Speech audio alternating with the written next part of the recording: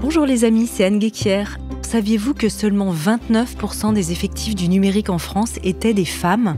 Ada Tech School, que j'ai le plaisir d'accueillir comme sponsor de cet épisode, s'est engagée à changer cette réalité. Inspirée par Ada Lovelace, qui est la pionnière de la programmation informatique, cette école féministe et inclusive offre une formation unique de 21 mois, dont 12 en alternance pour devenir développeur ou développeuse, sans prérequis techniques ni académiques. Alors si vous souhaitez vous reconvertir dans un secteur vraiment porteur, où votre contribution peut façonner l'avenir, Ada Tech School vous attend.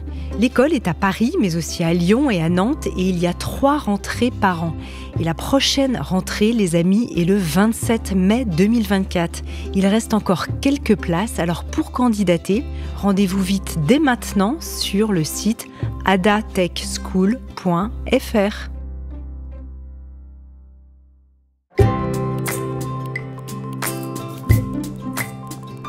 Bienvenue dans la saison 6 de Métamorphose, le podcast qui éveille la conscience. Au fil des semaines, je vous invite à découvrir avec moi des sujets inspirants portés par des personnalités lumineuses pour cheminer ensemble vers un éveil des consciences. Métamorphose, le podcast qui éveille la conscience. Tous les lundis et jeudis dès 7h.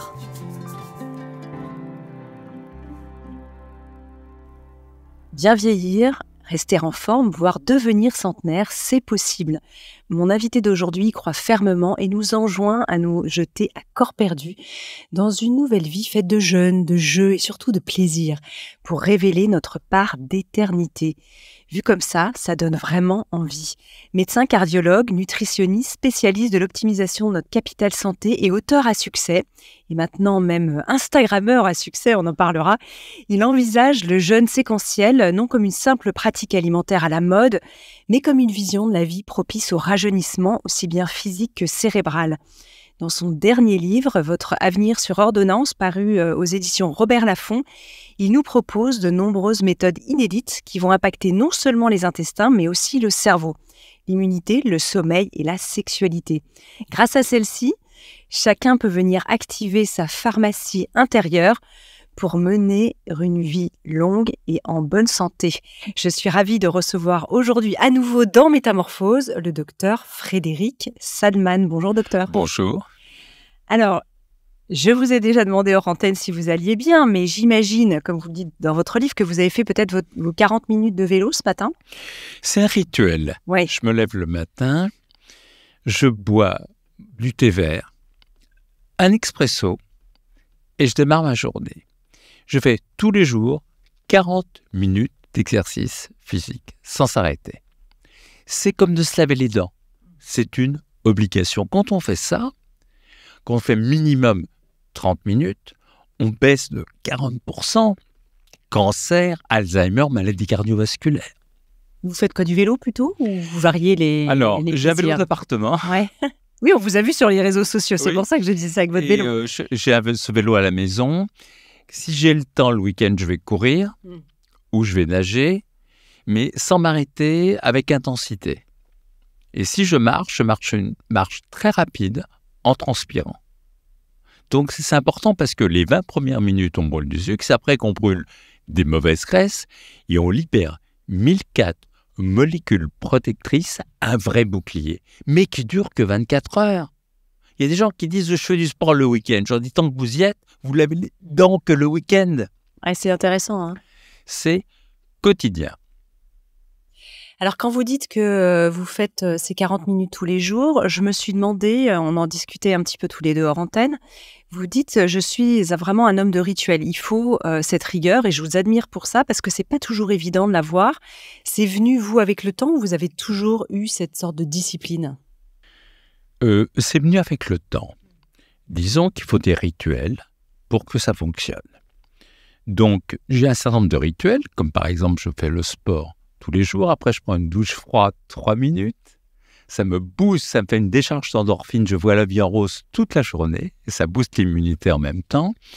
Et ces rituels sont importants. Vous savez, beaucoup de gens, je le vois parce que je suis médecin à l'hôpital, s'intéressent à leur santé le jour où il y a un pépin.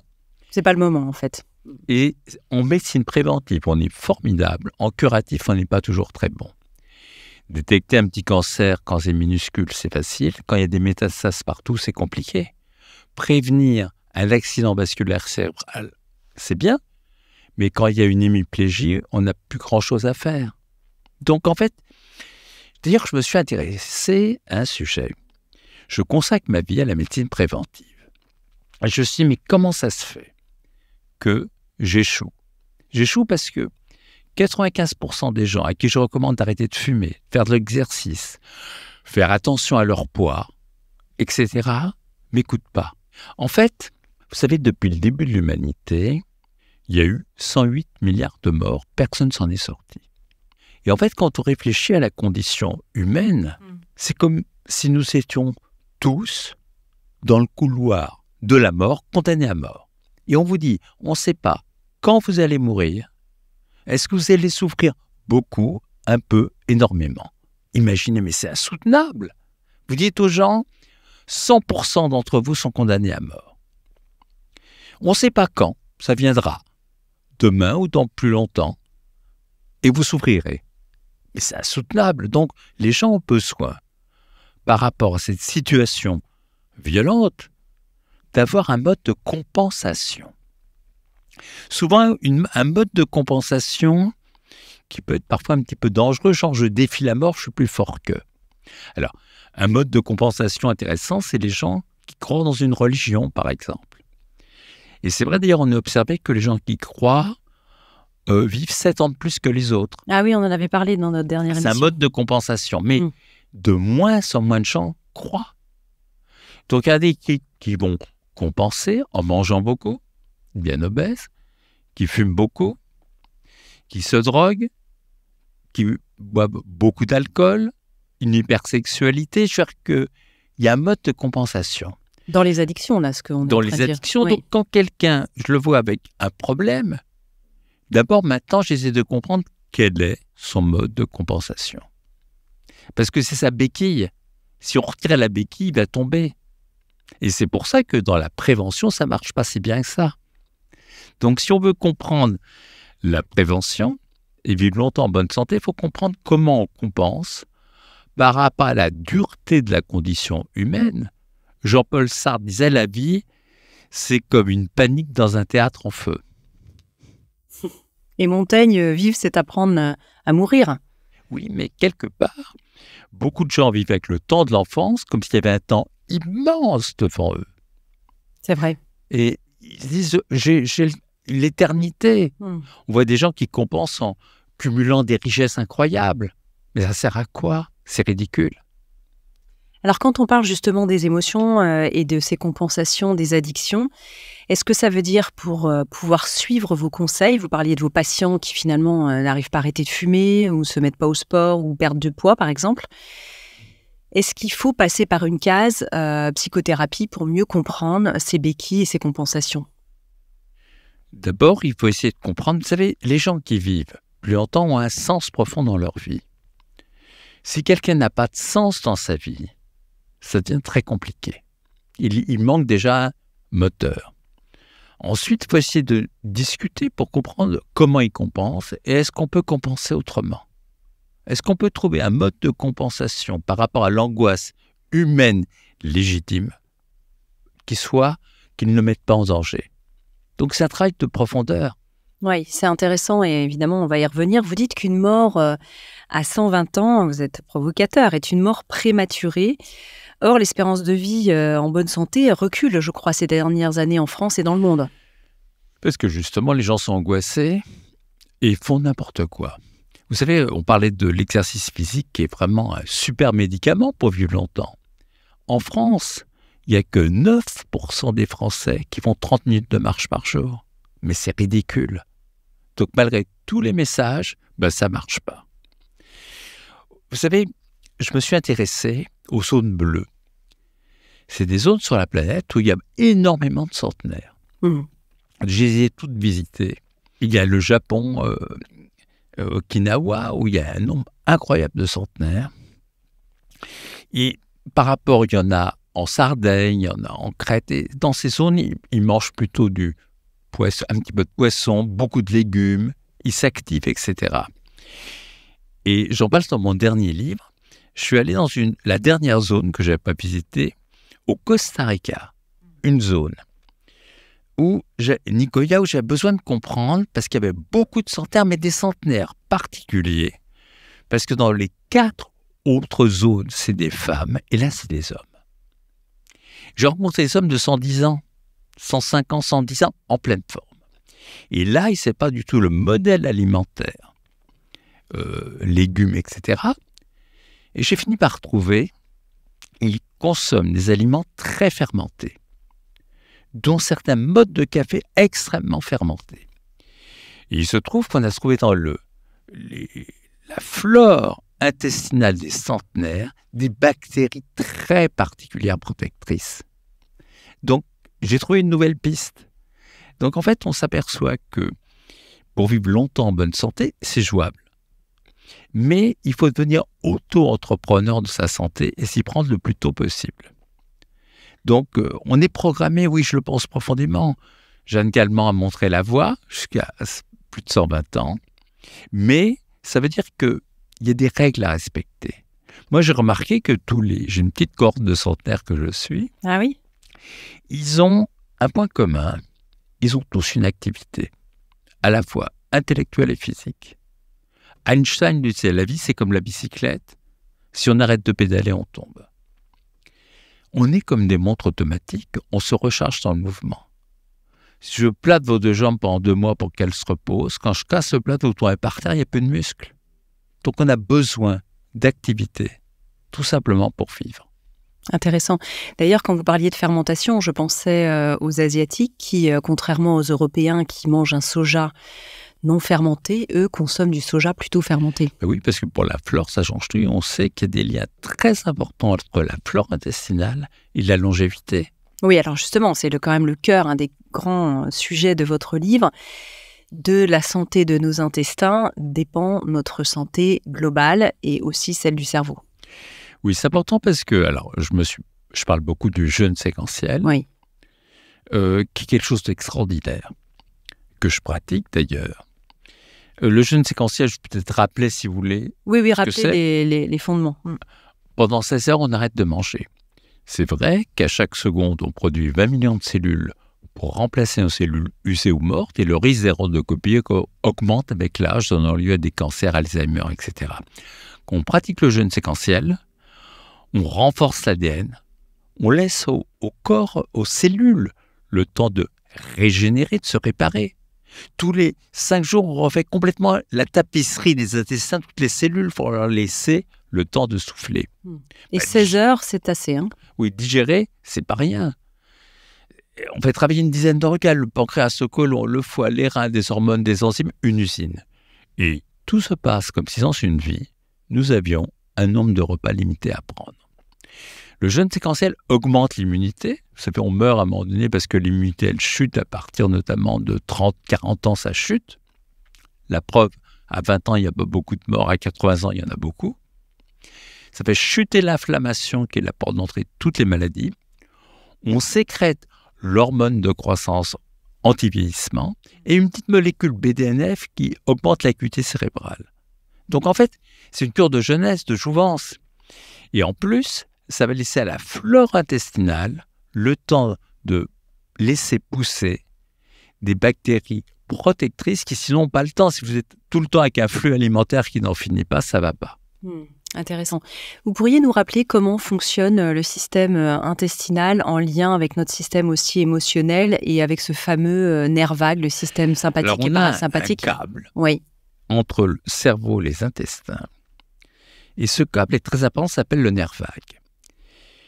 Et en fait, c'est en lien direct. C'est-à-dire que nos émotions vont retentir sur les intestins retentissent sur le cerveau.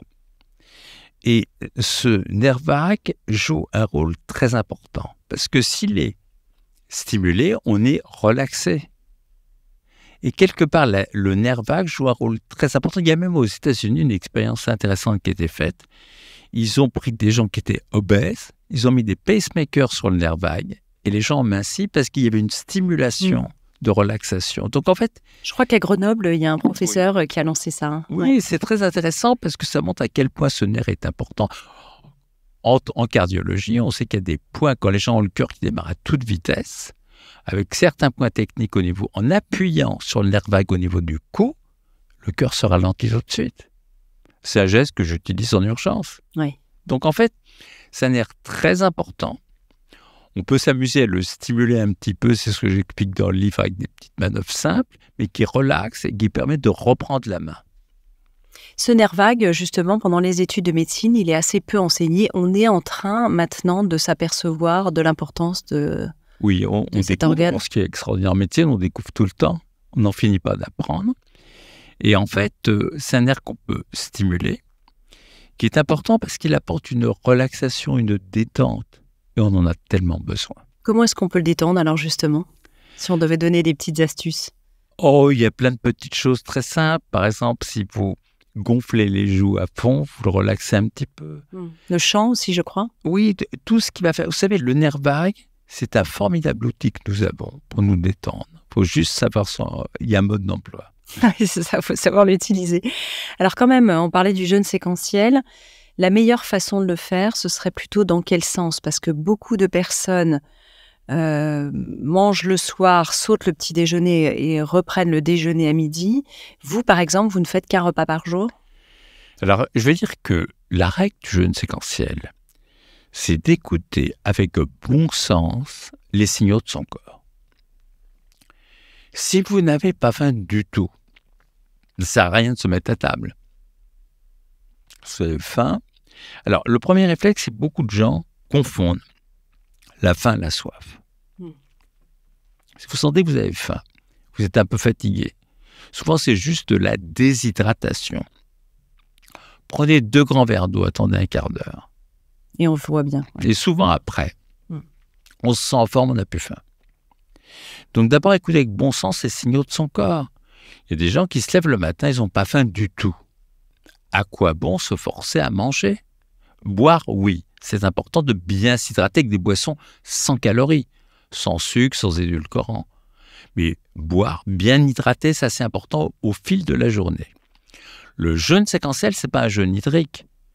C'est toute la journée, pensez à... Moi, j'ai en permanence sur mon bureau, j'adore les tisanes, des tas de tisanes, et je me fais des tisanes toute la journée. Vous avez un petit bar à tisane. Ah ouais, j'adore ça. Moi aussi, j'adore ça. Je suis malade tisane. De l'hibiscus hier, du thym, je change tout le temps. Donc, bien s'hydrater. Et puis, c'est pas la peine de se mettre à table dans la journée si on n'a pas envie. Il y a des gens qui ne peuvent pas faire de jeûne séquentiel. Ils font des hypoglycémies. À 10%, je dis n'en faites pas. C'est pas pour les adolescents, pour les enfants ou les femmes enceintes. Mais s'il n'y a pas de contre-indication de votre médecin, faites l'essai de passer, par exemple, à 2 repas au lieu de 3. Vous savez, nos ancêtres étaient, en fait, à 1 ou 2 repas, mais 3 ou 4, on ne sait pas gérer. C'est trop. Aujourd'hui, vous savez, que ce soit en Suisse, en France ou partout, on ne meurt pas de faim ou de carence, on meurt d'excès. Donc, simplement, écoutez les signaux de notre corps et mangez quand on a faim. Déjà, vous allez voir, ça change absolument tout. Et vous savez, digérer, on est un peu fatigué quand on digère. Et notre énergie, elle n'est pas là pour réparer nos cellules. Moi, je sais que si je n'ai pas faim en ce moment, là, vous me donnez un repas, je vais crever toute l'après-midi. Je vais être fatigué. Donc, ce n'est pas la peine de mettre quelque part son corps en surcharge quand il n'y a pas besoin. Alors c'est vrai que culturellement, il y a une fonction sociale beaucoup autour du déjeuner. C'est-à-dire que des personnes qui sont dans des bureaux, ils vont déjeuner avec leurs collègues. Le soir, c'est le repas de famille. Donc si on a des enfants un peu plus jeunes, c'est le moment où on partage. Ça peut être plus compliqué dans des situations que si on est...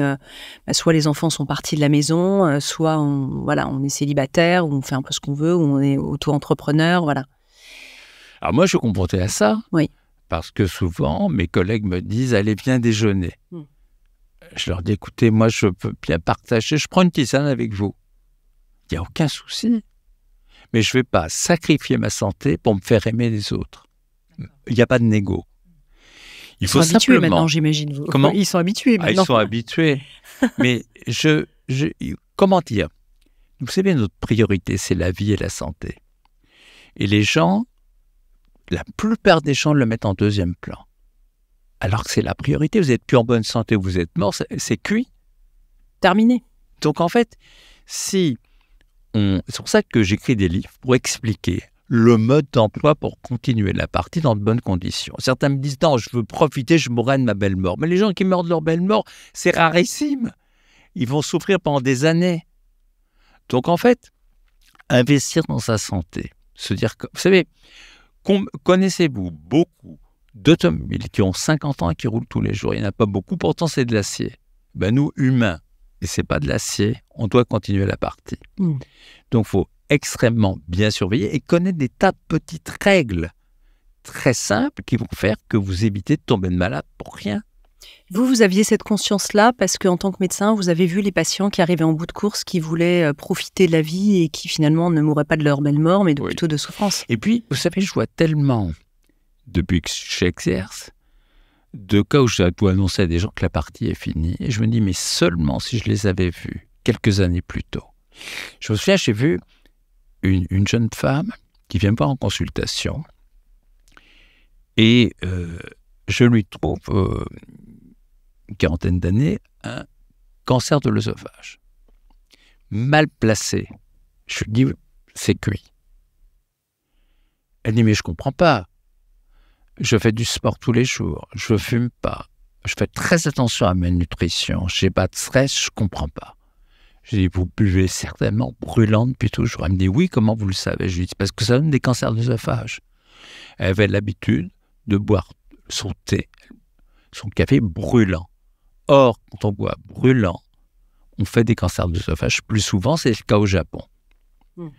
Donc, il y a des centaines de petits conseils que j'ai voulu donner dans mes livres pour que justement éviter, en connaissant des petites choses très simples, il y en a énormément, d'être malade pour rien. Alors justement, vous donnez aussi des conseils de bonne santé de la flore intestinale et ça commence par le matin. Qu'est-ce qu'on peut faire déjà en se levant?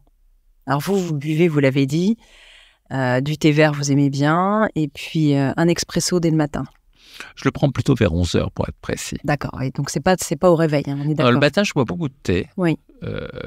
J'adore le thé vert. Je m'hydrate bien. Je laisse un petit peu tiédir, je choisis alors je m'amuse à choisir des thés qui ont des goûts différents.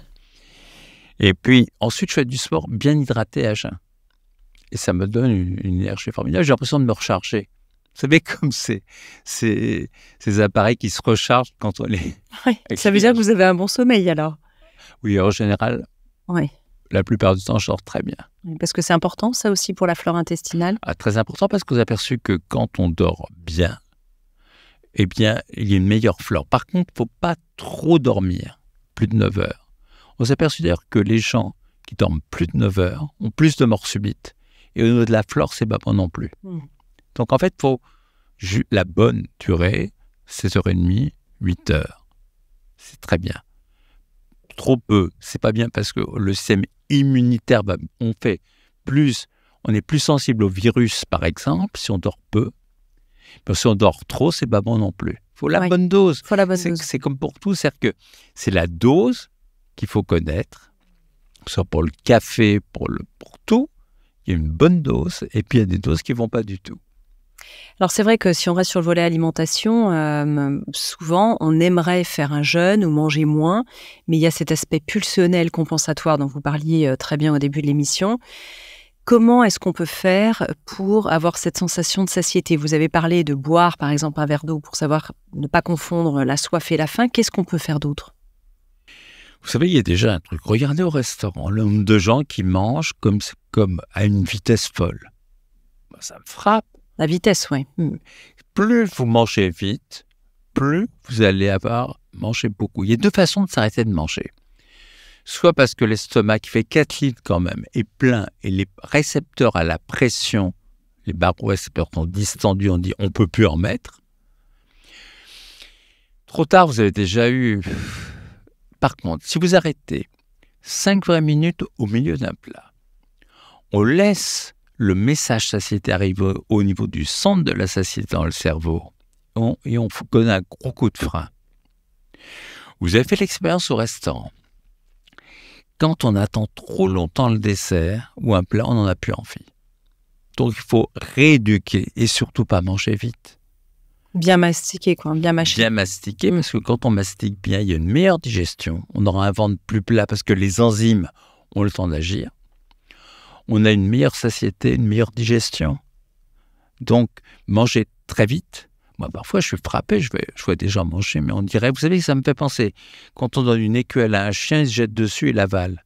Bon, Il y a quelque chose de glouton, là. De glouton. Oui, c'est le terme. Ah non, mais je suis frappé, je les vois, on dirait des aspirateurs. Alors, comment voulez-vous avoir une bonne satiété, une bonne digestion dans ces conditions? Impossible. Ouais, alors là, il faut se rééduquer quand on est glouton comme ça et qu'on avale de cette manière. Alors, je ne vous dis pas, les gens qui déjeunent avec moi, ils sont une aventure. Hein, parce que je commande tout. Un jour, je viendrai déjeuner avec vous, mais vous allez juste prendre une tisane. On s'en rappelle longtemps.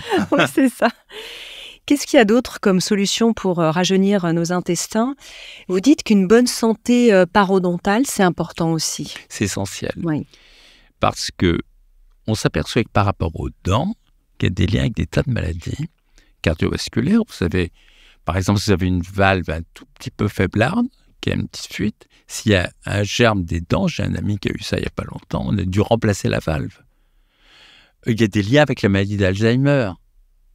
Donc, avec certains cancers, donc il est essentiel de voir son dentiste au moins tous les ans et vérifier qu'il n'y a pas de foyer infectieux dentaire. C'est tout simple. Les germes vont parachuter sur les organes, sur les intestins, et c'est des germes assez méchants. Donc, une bonne santé dentaire, c'est une obligation. Surtout pour des gens peut-être parfois qui ont eu des implants ou qui ont des problèmes de gencives, là, il faut se poser quand même des questions. Il faut vraiment jeter un coup d'œil sur ses dents, demander à un professionnel de regarder, vérifier qu'il n'y a pas de foyer infectieux, parce que, en dehors des problèmes directs dentaires, il y a des problèmes sur l'organisme entier. Ça crée de l'inflammation et on sait que la porte d'entrée de toutes les maladies. Il y a encore assez peu de médecins qui sont, à votre avis, informés sur ce sujet-là? Vous savez, le principal sujet, c'est la prévention. Oui. En consultation, vous faites une ordonnance à un médicament, ça va très vite. Mais moi, j'ai commencé à écrire des livres. Pourquoi? Pour dire tout ce que je n'avais pas le temps de dire en consultation, parce que la prévention, ça prend un temps fou. Oui, bien sûr. Et je dois le dire aussi parfois des choses que je n'osais pas dire. Donc... Oui, puis vous répétez toujours la même chose, sinon. Oui, et quelque part, pourquoi j'ai écrit ces livres? Pour essayer d'expliquer, de donner des messages, comme si j'avais une salle d'attente avec 3 millions de personnes, quoi. C'est ça. Autre astuce que vous donnez, c'est aussi certains gargarismes avec des huiles essentielles dans la bouche, avec de l'amande poivrée, des petites choses comme ça. Ah, il y a des choses par rapport au gargarisme. Oui. Je me souviens, j'étais parti au Japon faire le lancement d'un de mes livres. Et à la fin, un journaliste vient me voir en me disant, vous savez, vous avez oublié une chose très importante. Alors, je dis, mince, c'est quoi? Il me dit, au Japon, on a l'habitude de se gargariser avec de l'eau salée ou gazeuse parce que ça nettoie les petites cryptes qu'on a au niveau des amygdales, tout ça. Et on fait 30% d'infection ORL en moins. C'est beaucoup, hein, 30%. Alors, j'ai regardé dans les études japonaises, c'était vrai. Et du coup, dans le livre suivant, j'en ai parlé. Et c'est pour ça que tous les matins, je me gargarise avec de l'eau gazeuse. J'ai un petit rituel là, trivial. Je me gargarise, je me mouche une narine puis l'autre. Oui, ça c'est important aussi. Hein. Ils le font en médecine ayurvédique traditionnelle. Hein. Exactement. Oui. Et ensuite, je renifle et je recrache. Donc en fait, je nettoie mes voies aériennes supérieures en me réveillant. Oui, ça devient un automatisme. Vous mouchez avec le nez-tipote, là, par exemple Non, j'appuie sur une narine. Tout simplement. Et puis sur l'autre, voilà. Tout simplement. D'accord. Très simple. Oui. Et c'est vrai que du coup, on respire bien, c'est super agréable. Avant de se coucher, vous ne le faites pas? Je fais aussi. Oui, c'est ça, parce que c'est important pour bien respirer. Moi, j'étais allé en Inde suivre un stage de médecine ayurvédique. Et là-bas, ils ont l'habitude de prendre de l'eau tiède avec certaines huiles essentielles. On gonfle les joues, on se gargarise avec. Et ça agit comme un coup de frein sur l'appétit. Ouais, et en plus, forcément, oui, ça stimule le nerf vague. Il joue sur le nerf vague. Il joue sur le nerf vague, on revient là-dessus. Alors, qui sont les amis de la flore intestinale? Vous l'avez un peu dit tout à l'heure, ce qui est fermenté, puisqu'on pense à nos costaricains et leur café incroyable. Qu'est-ce qu'il y a d'autre? Alors, les aliments fermentés, on peut trouver du chou, on peut trouver des choses quand même assez facilement. Il y a un truc formidable, la choucroute. Oui, voilà, là, je pense à la choucroute. Les charcuteries. Ouais. Ou un petit peu. Non. Même pas de charcuterie du tout? Vous savez, une fois par mois, quoi. Mais la choucroute, 19 calories au 100 grammes. Un aliment fermenté, pas cher du tout, ça coûte rien du tout. Et très, très utile. C'est très bon. Moi, j'adore le chou. Les aliments fermentés, c'est vrai que c'est un peu moins dans notre culture que dans d'autres pays. Est-ce qu'on peut les faire soi-même, les acheter tout faits, les trouver de qualité? Oui, tout est possible. Ce qui est intéressant, oui, par rapport aux centenaires, et c'est ce que j'ai voulu expliquer dans le livre, c'est qu'aux quatre coins du monde, ils ont trouvé des trucs. Et j'ai voulu réunir toutes les bonnes recettes pour être centenaire sur la planète. Alors, c'est pour ça que j'étais il y a un an au Costa Rica. Alors, ils ont plein de recettes. Et je veux dire, toutes sont bonnes. Et quelque part, il faut plusieurs aliments fermentés. Parce que ça ne sera pas les mêmes ferments à chaque fois. Parce que sinon, c'est toujours pareil. On va se dire, il y a une panacée, on se jette dessus. Et en fait, c'est pas bon. En fait, c'est pas mal. Il y a des aliments coréens. Donc, se promener un petit peu. Et surtout, l'adapter par rapport à vos goûts. Il y a des gens qui n'aiment pas du tout la choucroute, prenez autre chose. Ainsi de suite. Vous parlez aussi des amandes, de l'oignon, du thé vert, on en a parlé, ça c'est bon pour la santé. C'est excellent. Les amandes sans sel. Je précise, parce que, vous savez, le sel, c'est un vrai sujet. On consomme trop de sel. À travers tous les aliments, il y en a partout. Le sel donne de l'hypertension artérielle, des cancers de l'estomac, et ça baisse l'immunité. Donc, quelque part, on ne oubliez la salière. En plus, ça stimule l'appétit. Regardez au resto. Ils nous offrent souvent des petits cadeaux pour commencer. C'est toujours des olives, des crackers, des trucs salés. Et les restaurateurs disent, oui, comme ça les gens ont faim et ils vont boire. Tombez pas dans le piège. Merci de le rappeler, effectivement. Quelle est l'assiette idéale, vous qui avez qu'un repas par jour? Comment elle se composerait? Alors moi, il y a un aliment que j'aime beaucoup pour un peu briser le jeûne, c'est l'avocat. Parce que l'avocat a un effet anti-inflammatoire, comme s'il prolongeait un peu l'effet du jeûne. Et il joue sur la satiété. Il est anti-inflammatoire, c'est comme un peu le baume des intestins. Ensuite, il faut... L'assiette idéale, elle sera d'abord jamais la même tous les jours. Parce qu'il faut une alimentation diversifiée et variée. Donc un jour, ça va être des légumes, avec des poissons, ainsi de suite. Donc c'est pour ça qu'il faut varier, éviter à fond le sucre. Le sucre, c'est un accélérateur du vieillissement, ça donne des rides. Vous savez, à l'hôpital, si je fais un PET scan, c'est un scanner pour rechercher les cellules cancéreuses, je fais une intraveineuse de sucre, et après, s'il y a des cellules cancéreuses, elles rappliquent tout de suite. Elles adorent le sucre. Donc, moins de sucre possible. C'est formidable. J'aime beaucoup le chocolat noir, très très noir, 90%. Moi aussi, hélas. Non, mais c'est très bon pour la santé. Ah oui, mais j'en prends des quantités parfois un peu trop importantes. Tout ça fait besoin. Moi, je sais que quand je suis un petit peu... J'ai eu un stress ou des choses, le chocolat noir m'apaise. Il me fait un bien fou. Et c'est pas dangereux du tout pour la santé. Bon, très bien. Merci, docteur. Et vous êtes mince, donc ça prouve que ça n'a pas d'effet. Bon, ça va. Tout va bien. Vous évoquez aussi, je trouve ça intéressant, le psoas. On n'en parle peut-être pas assez de quel est son rôle? Est-ce qu'il y a des exercices qui peuvent nous aider? On dit dans certaines cultures que c'est le siège de l'âme. Alors, je ne sais pas si tout le monde sait où se situent les psoas. C'est de chaque côté des jambes, vraiment aux jointures. Oui, quelque part, je veux dire que le psoas, c'est une réflexion. C'est que l'âme, le corps, c'est un ensemble. Et que trop de gens oublient de bouger. En particulier, les mouvements qu'on peut faire par rapport au psoas, il faut vraiment là le visualiser. Mais Mouvement, je recommande dans le livre des mouvements. Oui. Je n'aurai pas le temps de faire de la démonstration tout de Non, suite. mais on pourra peut-être les partager sur nos réseaux Oui. depuis le livre. Mais c'est important parce que très souvent les gens ont mal, sont contractés, tout simplement parce qu'ils oublient qu'on a plus de 600 muscles, il faut les détendre. Et si vous en servez jamais, ils se contractent et ils vous font du mal. Ouais, et c'est comme ça que le psoas se retrouve avec cette mauvaise réputation de devenir le muscle un peu poubelle, en fait, Oui, c'est du ça, corps, c'est- hein, c'est ça. Hein. Parce qu'on oublie, on le délaisse Mm. et il se venge. Il se venge, pas bien.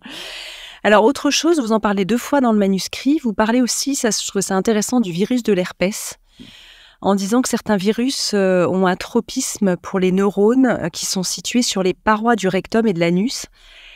Vous parlez de recherches récentes. Alors, voilà, je trouve ça quand même assez intéressant. Je ne sais pas si on a plus d'infos sur le sujet ou pas tant que ça. C'est en recherche. C'est-à-dire Oui. quelque part, on a des virus en eau, comme on a en eau des cellules cancéreuses. Et si vous savez, ce qui compte, c'est l'équilibre des choses. Mm. Et ce qui est intéressant, c'est que l'équilibre de notre santé mentale intérieure joue sur la santé physique. Quand on est bien dans son corps aussi. Et on ne fait pas assez attention. On a des virus, on a des cellules cancéreuses. Et notre équilibre est important. L'activité physique contribue à cet équilibre. Une bonne alimentation aussi. Une bonne santé mentale intérieure joue. C'est d'ailleurs pour cela que les optimistes, les gens heureux, vivent plus longtemps. D'ailleurs, vous le rappelez que chez les centenaires, c'est de ne pas se contenter de l'existant, mais toujours tenter de le dépasser. Donc, il y a vraiment cette idée du challenge, du défi, pas forcément dans une vision de performance, mais plutôt de jeu, quelque part. De jeu. Ils jouent. Et les gens, vous savez, on vieillit le jour où on arrête de jouer. Et les gens, ils se prennent tellement pour des grandes personnes sérieuses qu'ils vieillissent en accéléré. Il faut, freiner le vieillissement, retrouver l'espièglerie de l'enfant et de l'ado qu'on était. Oui, c'est ça. Vous dites que le toucher aussi est essentiel. Alors, on pense au jeu, on pense évidemment aux relations intimes, à la sexualité, mais pas simplement, sans aller dans cette sphère-là pour le moment. Simplement le toucher, les câlins, se prendre dans les bras, etc. Vous savez, c'est important. Dans l'horreur de la dernière guerre mondiale, les nazis avaient pris des bébés avec interdiction de les toucher. Ils sont tous morts. Dans les expériences horribles qui sont faites. Le toucher est vital. Et quand on ne vous touche plus, vous n'êtes pas bien. C'est pour ça que déjà le hug qu'on fait aux États-Unis, qui est simplement est important, les gens ne seront plus touchés, à part le coiffeur. Je veux dire que c'est pour ça que les massages sont tellement importants. Je recommande aux couples de se masser l'un l'autre et quand ils peuvent, de prendre quelqu'un pour se masser. Ça détend complètement. Ça peut faire circuler des énergies. Et le toucher est une forme de communication très importante. On communique par la parole, par le regard, mais le toucher est une voie de communication tellement importante. Chez ces centenaires que vous avez observés, il y a aussi une vie sociale qui est très riche, c'est-à-dire qu'il y a du lien, et ça, c'est important. Il y a beaucoup de liens. Ils ne sont pas derrière des écrans virtuels. Ils communiquent pour de vrai. Ceux qui vont bien, ils ont une vraie vie sociale, ils communiquent, ils bougent, ils s'intéressent, ils sont curieux et joueurs. C'est ça. D'ailleurs, dans notre dernière émission, j'avais été absolument stupéfaite par cette étude dans votre livre. Peut-être on peut le rappeler, chez des retraités, il y a eu 3 groupes différents qui ont été analysés. Ceux qui ne faisaient rien, ceux qui avaient une activité un peu de passe-temps, golf, etc. Et puis ceux qui étaient encore en activité professionnelle. Et je me souviens qu'il y avait des résultats absolument spectaculaires. En fait, on s'est aperçu que, quelque part, alors, il y a un lien entre notre activité mentale et notre système immunitaire. C'est pour ça que beaucoup de gens, quand ils partent en retraite, meurent plus vite. En fait, on s'est aperçu que des gens qui ont des activités bidons, genre, vous savez, voilà, depuis que je suis en retraite, j'ai plus une seconde. Voilà, c'est ça. Le golf, le brick, l'association des petits chevaux, les petits-enfants. Attendez, c'est pire qu'avant, mais j'ai plus une minute. Oui, vous le faites bien. Le cerveau dit bidon. Tu mens aux autres en faisant croire que tu fais quelque chose, mais tu ne fais plus rien du tout. Tu te mens à toi-même aussi. Et ça te décroche comme les gens qui font rien du tout, qui sont avachis par leur canapé. Je me souviens, c'est hallucinant. Par contre, les gens qui ont une vraie activité, qui a un petit peu d'adrénaline, eh bien, ça marche. L'absence de stress complète, c'est ce qu'on montrait une étude allemande, fait mourir plus vite. Donc, en fait, on a besoin d'un petit peu de tension pour avoir un sens vrai dans sa vie. On ne peut pas mentir à son système immunitaire. Donc là, le fake it until you make it, c'est-à-dire faites semblant et ça va, en fait, le corps va le comprendre. Là, ça fonctionne pas du tout. Non, il faut une vraie activité. Alors, quand professionnellement parlant, ça s'arrête, on peut tellement faire dans le monde associatif pour les autres. Tellement.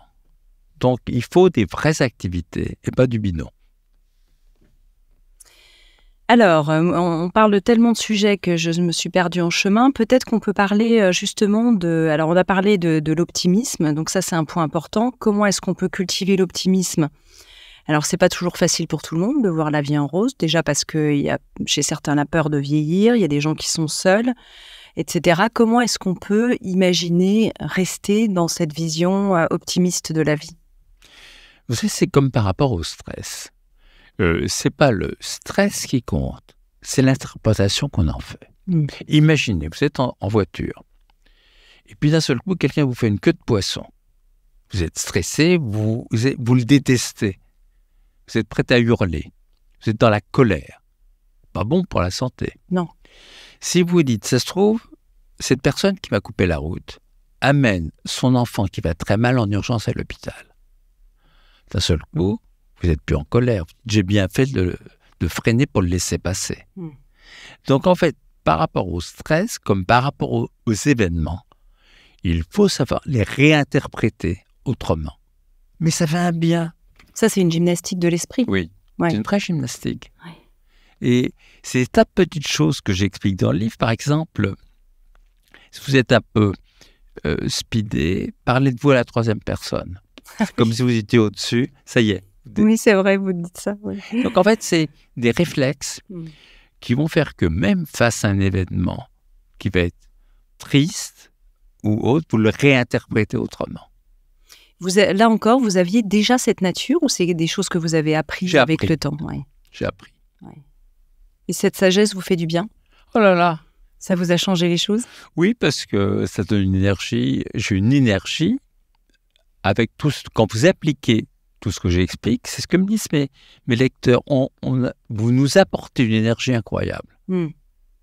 C'est incroyable. On dit d'ailleurs que les individus optimistes vivent en moyenne 7 ans de plus que les autres. Tout à fait. Ça fait envie. C'est normal parce que les autres se bouffent de l'intérieur avec du corps en sécrétant des hormones corrosives. Oui. Alors, autre chapitre, vous revenez sur la sexualité, qui, selon vos mots, est un concentré de joie de vivre et de bonne santé. Est-ce que toutes ces voies tantriques dont on avait un peu parlé, vous revenez dessus dans ce livre, mais peut-être de manière un peu plus approfondie, c'est important. On sait qu'aujourd'hui, la sexualité, l'intimité des Français, et je crois partout dans le monde, en tout cas là où il y a beaucoup d'écrans, diminue. Oui, parce que c'est quelque chose vraiment de triste. On voit que les jeunes ont de moins en moins de rapports sexuels dans les couples. Alors moi, j'ai essayé de discuter avec eux. Ils me disent, oui, c'est mieux sur les écrans. Sexualité, alors on sait qu'il y a eu plein d'études qui montrent que ça augmente l'espérance de vie en bonne santé. Et la masturbation marche nettement moins bien. Vous savez, le test est tout simple. Si je vous chatouille, vous allez rire. Si vous chatouillez, vous ne riez pas du tout.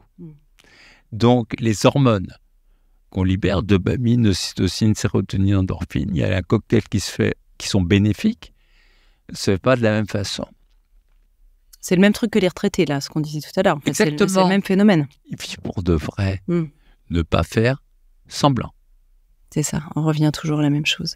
Et en sexualité, quand on a la chance d'avoir une personne partenaire avec qui ça fonctionne, mais c'est formidable. Et c'est quelque chose qui fait partie de la vie, qui est important.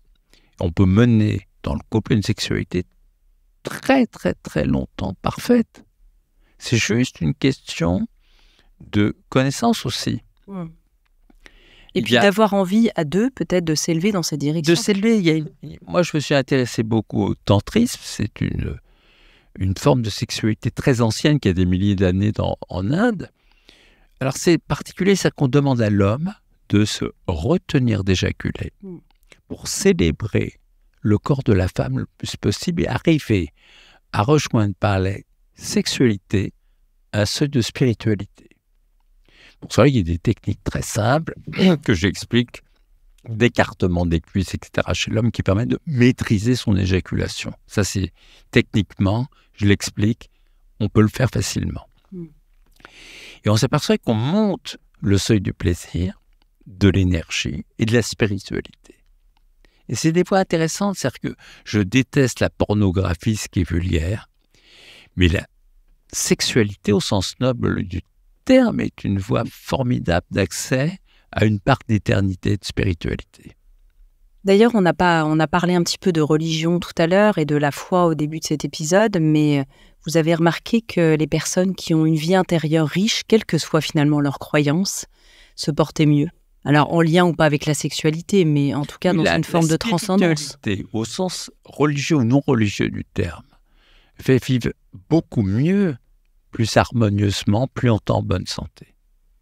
Mais ça nécessite, quelque part, je rêve un jour qu'en éducation nationale, on apprenne à être en bonne santé.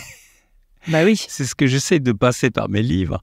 Parce que les gens, ce que j'explique n'est pas enseigné. Or, c'est essentiel parce que c'est des règles pour vivre beaucoup mieux et pas seulement ajouter des années de vie, ajouter des années de bonheur et de bien-être avec une nouvelle énergie. Vous enseignez à la faculté ? Alors j'ai enseigné, j'ai enseigné aux États-Unis comme prof, en particulier en nutrition. C'est là-bas d'ailleurs où j'ai appris, parce qu'aux États-Unis, pour enseigner, je me rappelle le premier cours, le doyen m'avait dit, vous savez ici, les étudiants sont des clients. Oui. Ils payent. C'est pas comme en France. Et donc, vous devez les faire rire, c'est un spectacle.